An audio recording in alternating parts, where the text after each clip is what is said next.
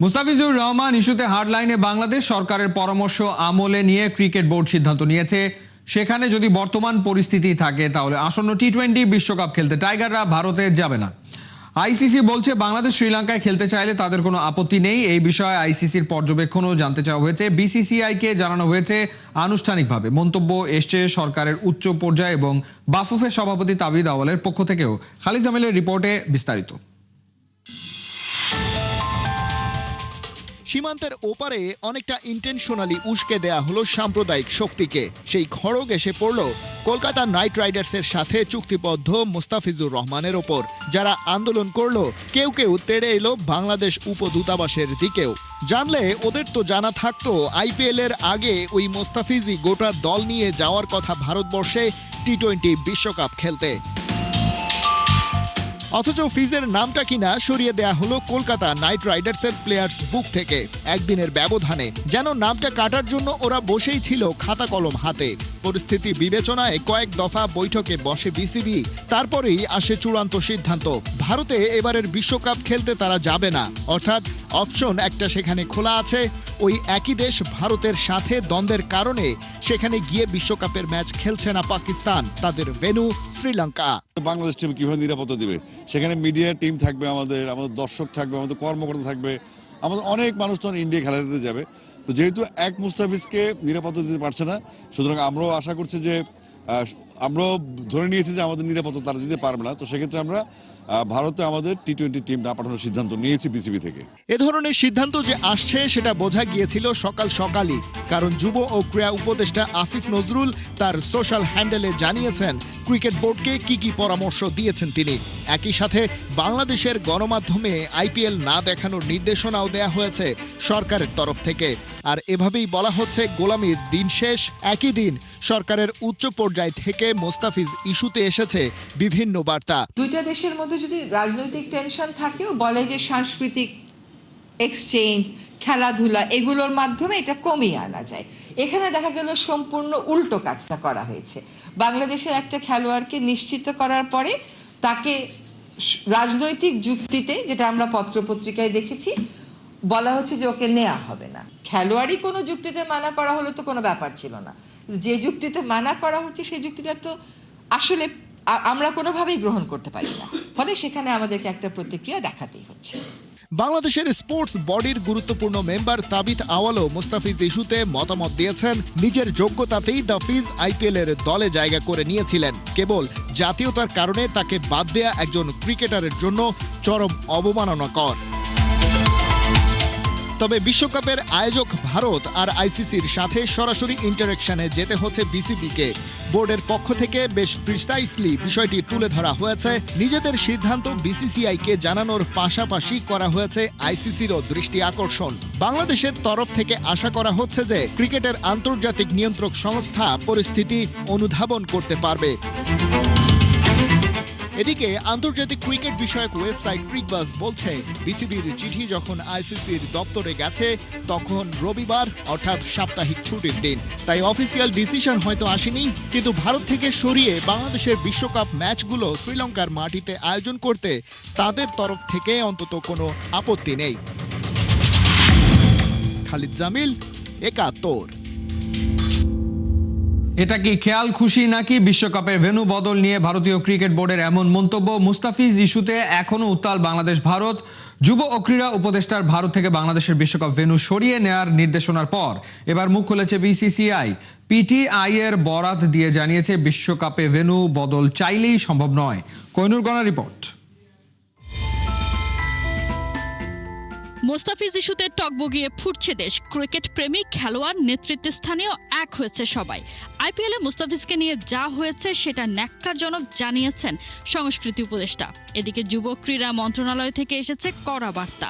মুস্তাফিজের ইস্যুতে বাংলাদেশ নিয়েছে পাল্টা স্টান্স। ক্রীড়া উপদেষ্টার সাফ কথা, অন্যায়ের সাথে নয় কোনো সমঝোতা। এক মুস্তাফিজকে যদি নিরাপত্তা দিতে ব্যর্থ হয় ভারত, তবে গোটা দল সে দেশে খেলতে যাবে কোন নিশ্চয়তায়? তাই তো বাংলাদেশ ক্রিকেট বোর্ডকে দেয়া হয়েছে নির্দেশনা। ভারত নয়, টি-20 বিশ্বকাপে বাংলাদেশ নিজেদের প্রথম পর্বের 3 ম্যাচ খেলতে চায় শ্রীলঙ্কায়। এই যখন হাল, তখন ভারতীয় ক্রিকেট বোর্ড থেকে এসেছে আপডেট। ভারতীয় সংবাদ সংস্থা পিটিআই জানিয়েছে, ভেন্যু পরিবর্তন রীতিমতো নাইটমেয়ার। বিসিসিআই সূত্র বলছে, কারো খেয়াল খুশি মতো হঠাৎ করে ম্যাচের সূচি বদলানো যায় না। এটা লজিস্টিক দিক থেকে ভীষণ চ্যালেঞ্জিং। প্রতিপক্ষ দলগুলোর বিমানের টিকিট, হোটেল সবকিছুই আগে থেকেই বুক করা থাকে।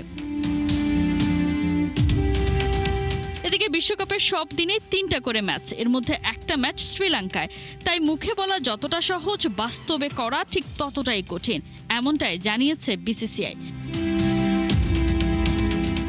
বিশ্বকাপের বাকি 1 মাস, এ সময় আসলেই কি সম্ভব ভেন্যু বদল? কি বলছে আইসিসির নিয়ম? আইসিসির নিয়ম বলছে, কোনো একটা দেশের সরকার যদি নিজের দেশের খেলোয়াড়দের অন্য দেশে গিয়ে খেলার ইস্যুতে নিরাপত্তার অভাব বোধ করে, সেক্ষেত্রে সরকারকে নিজেদের বোর্ডের কাছে বিষয়টি লিখিতভাবে জানাতে হয়। সংশ্লিষ্ট দেশের ক্রিকেট বোর্ড আইসিসিকে বিষয়টি জানায়। এরপর আইসিসি বিষয়টি খতিয়ে দেখে সিদ্ধান্ত নেয়। প্রয়োজনে টুর্নামেন্টে সংশ্লিষ্ট দেশের খেলার জায়গা পরিবর্তন হতেও পারে। এর আগে সব সংখ্যাকে সত্যি করে ক্রিকেটার রাজনীতিকে মিশিয়ে শনিবার সরগরম হয়ে পড়েছিল ক্রীড়াঙ্গন। ভারতীয় ক্রিকেট বোর্ডের নির্দেশনা মেনে মুস্তাফিজুর রহমানকে দল থেকে ছেড়ে দেয় কলকাতা নাইট রাইডার্স। এবারে দেখা যাক সেই জল কোথায় গিয়ে গড়ায়। কোহিনুর কণা, ৭১। রহস্যময় পথে হাঁটছে বিসিসিআই। 2 দেশের রাজনৈতিক উত্তেজনা প্রশমনের বদলে ঢালছে আগুনে ঘি। 2 দেশের রাজনীতিবিদরা যখন উত্তেজনা প্রশমনে গুরুত্ব দিচ্ছেন, তখন উগ্রবাদীদের কথা মতো চলছে ভারতীয় ক্রিকেট বোর্ড। ক্রিকেটীয় যুক্তিতর্কের বাইরে রাজনৈতিক পারপাস সার্ভের ঢাল হয়ে দাঁড়িয়েছে তারা। কিভাবে মুস্তাফিজকে বাদ দেবার সিদ্ধান্ত ভারতের উদ্দেশ্য আর প্রত্যাশার বিপরীতে কাজ করছে, জানাচ্ছেন পার্থ বণিক। ভারতীয় ক্রিকেট বোর্ডে হচ্ছেটা কি? তারা যেগুলো করছে সেসব বিবেচনা প্রসূত নাকি শুধুই রাজনৈতিক তোষামোদী?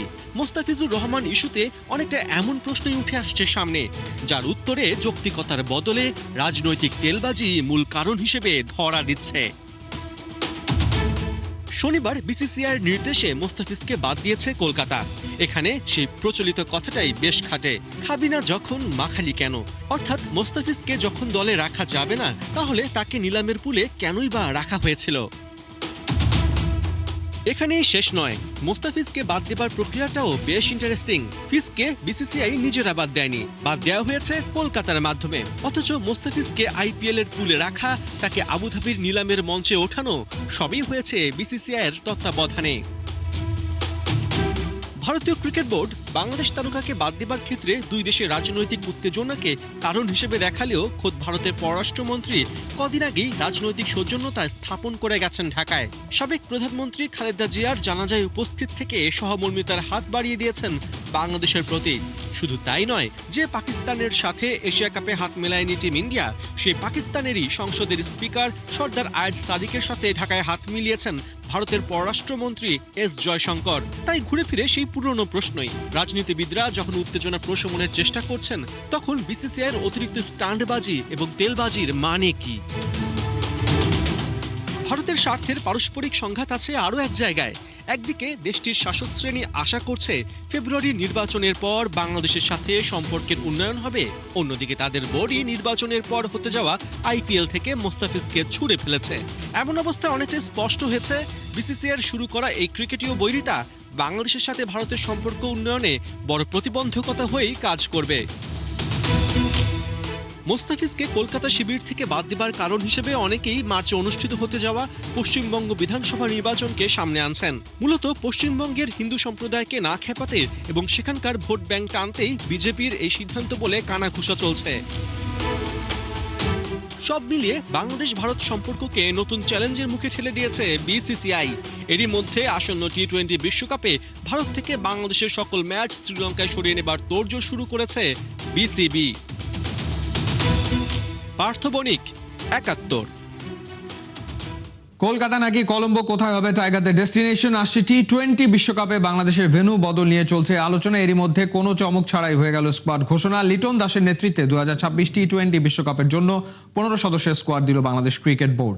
স্কোয়াডে জায়গা হয়নি টি-20-র সাবেক অধিনায়ক নাজমুল শান্ত আর জাকের আলী অনিকে। লিটনের ডেপুটির দায়িত্ব দেওয়া হয়েছে সাইফ হাসানের কাঁধে। টপ অর্ডারে লিটন, সাইফের সঙ্গে তানজিদ তামিম ও পারভেজ ইমন। মিডল অর্ডারে ভরসা হিসেবে থাকছেন তাওহিদ হৃদয় ও শামীম হোসেন জাকের আলীর জায়গায় উইকেট কিপিংয়ে লিটনের সঙ্গে থাকবেন নুরুল হাসান সোহান। দলের পেস ইউনিটে আছেন মুস্তাফিজুর রহমান, তাসকিন আহমেদ, শরীফুল ইসলাম ও তানজিম হাসান সাকিব।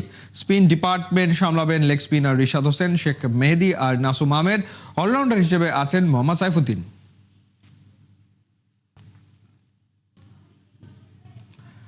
টাইগারদের বিশ্বকাপ খেলা শঙ্কায় ভারতের মাটিতে টাইগাররা খেলতে নারাজ। যদিও ইতিমধ্যে ঘোষণা হয়েছে 15 সদস্যের স্কোয়াড। ক্যাপ্টেন লিটন দাসের চোখে বিশ্বকাপ দলের কে কেমন জানতে চাওয়া ছিল খেলা যোগে। লিটন প্রিয় ক্রিকেটারের নামও জানিয়েছেন একান্ত সাক্ষাৎকারে। সিলেট থেকে নাহিয়ান বিন জসিমের পাঠানো রিপোর্ট।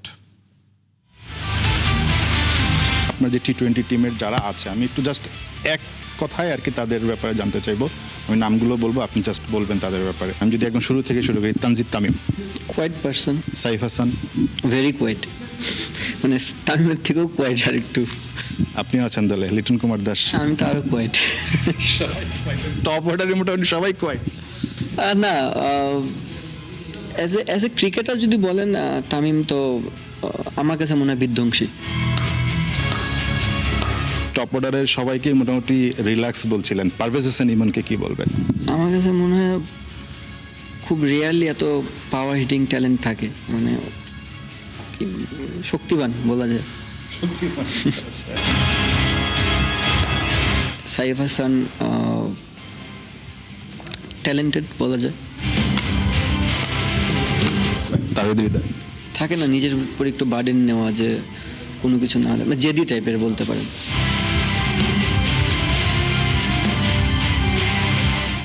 আপনার প্রিয় cricketer Shamim Hossain Patwari. Very relax, মানে ও অনেক আরামে থাকতে পছন্দ করে। মুস্তাফিজুর রহমান, বুদ্ধিমান। তাসকিন আহমেদ। সব কিছু মিলে ও ভালো package. Rishad Hossain, game changer. Nasum Ahmed, good person. আর যদি বলি স্পিনারদের মধ্যে তানভীর ইসলাম, ফানি ক্যারেক্টার টাইপের। তানজিম সাকিব, কাইন্ড অফ হৃদয়, একটু আগ্রাসী। Shoriful Islam, very relax, kind of Shamim Hossain. Nurul Hasan Sohan, চঞ্চল কিছুটা। মোহাম্মদ সাইফুদ্দিন। বুদ্ধিমান। ওভারঅল আপনার সবচাইতে প্রিয় ক্রিকেটার বা প্রিয় ব্যাটসম্যান বা যার খেলা আপনার সবচেয়ে বেশি ভাল লাগে পুরো দলের মধ্যে একজন? একটা ব্যাটসম্যান আছে না, যাদের মনে হয় যে গেল প্রতি ম্যাচে রান করুক আর কিছু ফ্যান্সি শট খেলুক, আমার কাছে মনে হয় শামীম। সাইজটা তো ছোট, এই সাইজ নিয়ে আসলে এই ধরনের শট খেলা, প্লাস ও যখনই হিট করে খুব দেখে মনে হয় যে একটা চোখে শান্তি থাকে না, যে এটুক ছেলে এত বড় বড় শট খেলতেছে। কি এমন হয়েছে শামীমের কাছে জিজ্ঞেস করা যে শামীম এই ছক্কাটা বা এই শটটা আসলে কেমনে মারে? রিভার্স সুইপটা অনেক দিন ধরেই স্ট্রাগল করতেছিলাম, মানে আমি কখনোই মারিনি আগে, বাট তো একটা প্যাটার্ন শেখাই দিয়েছিল আমাকে যে ভাই এইভাবে করলে, তো আমি এইভাবে ট্রাই করছি। শিখেছেন যেটা রিভার্স সুইপের বিষয়টা, এটা অ্যাপ্লাই করেছেন মানে বড় কোনো ম্যাচে বা এরকম সাকসেসফুল হয়েছেন? কি কোন প্রতিদিনই মারতেছি এখন আমি। হ্যাঁ, ইন্টারন্যাশনালে আমি দুইটা মেরেছি। তো শামীম যে বকা দেন, বকা দেওয়া তো মানে একটু কমে যাবে এখন নাকি আস্তে আস্তে, যেহেতু আপনি উপকারও পাচ্ছেন? আমার সাথে দেখা হলেও আমি ওরা বকা দিই, সো এটা নর্মাল। হয়তো অন ক্যামেরা হয়ে গেছে। আমাদের যে বকার জোকার যে লেভেলটা, ওটা কন্টিনিউ চলবে যতদিন ক্রিকেট খেলবো আমি। নাহিয়ান বিন জসিম, 71, সিলেট। এই ছিল এই মুহূর্তের খেলা যোগে সরাসরি সংবাদ অনুষ্ঠান দেখতে চোখ রাখুন 71-এর ফেসবুক পেজ এবং সাবস্ক্রাইব করুন 71-এর ইউটিউব চ্যানেলে। 71-এর সাথেই থাকুন।